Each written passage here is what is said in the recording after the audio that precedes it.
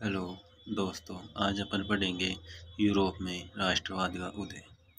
राष्ट्रवाद राष्ट्रवाद किसी भी राष्ट्र के सदस्यों में एक साझा पहचान को बढ़ावा देने वाली विचारधारा को राष्ट्रवाद कहते हैं।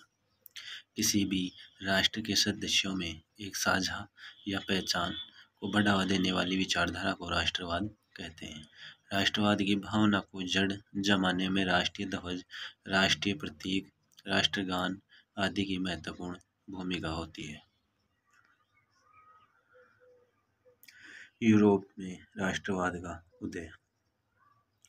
यूरोप में राष्ट्रवाद का उदय 19वीं सदी के मध्य के पहले यूरोपीय देश उस रूप में नहीं थे जिस रूप में उन्हें हम आज जानते हैं। यूरोप में सभी राजतांत्रिक शासक थे जिन्हें अपनी प्रजा का पूरा नियंत्रण हुआ करता था।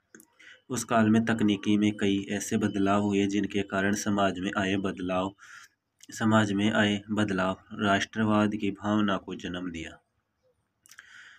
सन 1789 में शुरू होने वाली फ्रांस की क्रांति के साथ ही नए राष्ट्रों के निर्माण की प्रक्रिया भी शुरू हो गई।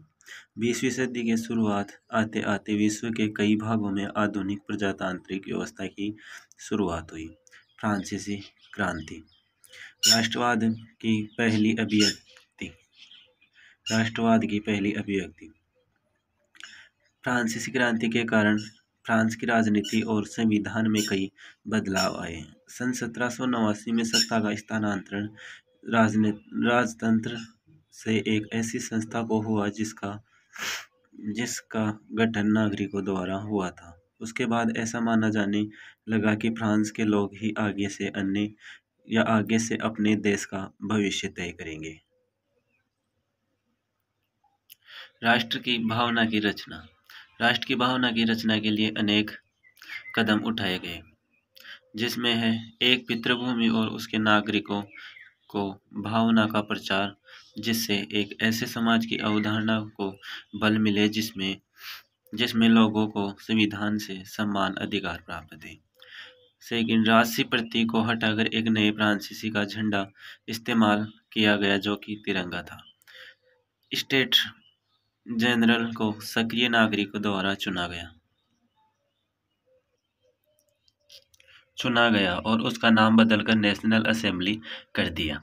राष्ट्र के नाम पर नए स्तुति गीत बनाए गए और शपथ ली गई।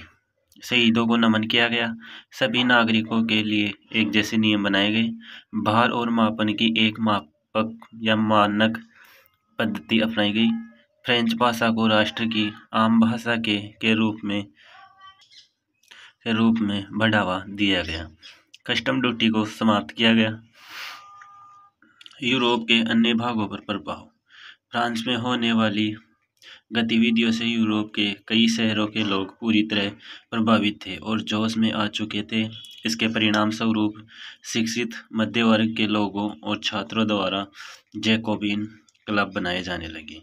उनकी गतिविधियों ने फ्रांस की सेना द्वारा अतिक्रमण का रास्ता साफ कर दिया। 1790 के दशक में फ्रांस की सेना ने हॉलैंड, बेल्जियम, स्विट्जरलैंड और इटली के एक बड़े भूभाग में घुसपैठ कर ली थी।